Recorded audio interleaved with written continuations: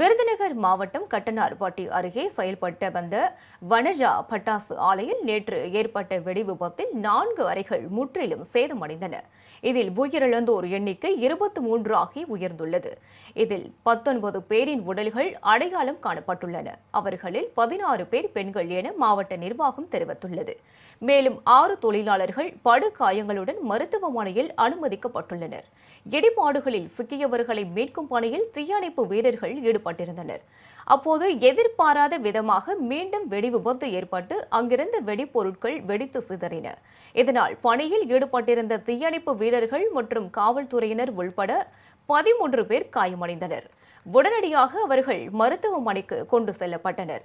தலைமறைவான பட்டாசு ஆலையின் உரிமையாளரை பிடிக்க 4 தனிப்படைகள் அமைக்கப்பட்டுள்ளன. விபத்து நிகழ்ந்த ஆலையில் மாவட்ட ஆட்சியர் சுகபுத்ரா, மாவட்ட காவல் கண்காணிப்பாளர் ஸ்ரீநாதா ஆகியோர் ஆய்வு மேற்கொண்டனர்.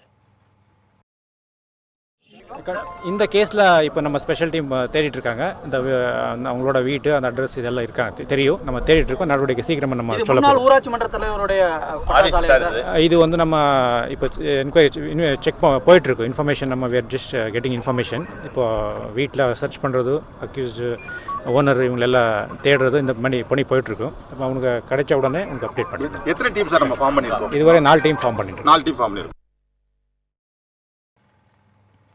மேலும் மருத்துவமனையில் சிகிச்சை பெற்று வருபவர்களை சந்தித்த அமைச்சர்கள் KKSSR ராமச்சந்திரன், தங்கம் தென்னரசு ஆகியோர் ஆறுதல் தெரிவித்தனர்.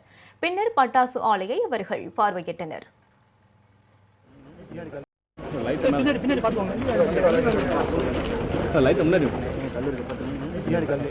ஞாயிற்றுக்கிழமை வேலை இன்னைக்கு லீவு நாளாக இருக்கிறது. நிறைய பேர் வந்து வேலை போயிருக்காங்க.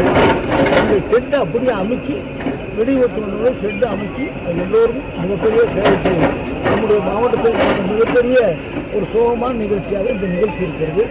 இதுபோல் மீண்டும் வராமல் இருக்கக்கூடிய தனித்த நடவடிக்கையை கடுமையாக எடுக்க வேண்டும். அதிகாரிகள் அரசாங்கம் வந்தவுடன் கடுமையாக அதுக்கு வேண்டிய நடவடிக்கை எடுக்க வேண்டும் என்று சொல்கிறோம்.